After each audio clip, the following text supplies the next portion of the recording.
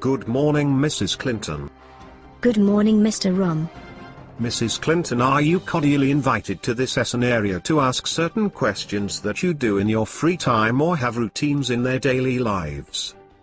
First of all, thank you for inviting this scenario. Make this kind of talk. You come and work at the American Embassy, as manager. Initially what I do all day, I get up, breakfast, I go. Very interesting to know what it does. Is studying in his spare time?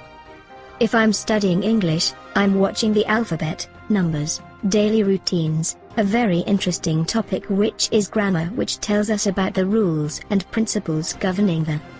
I congratulate Mrs. Clinton. Noted that this highly motivated with what you do in your daily life. We see much interest in English classes and this election will serve him well. Mr. Romney, thanks again for the invitation. Thank the people who are listening to me, and especially to be motivated every day to study English, because it is an indispensable tool for.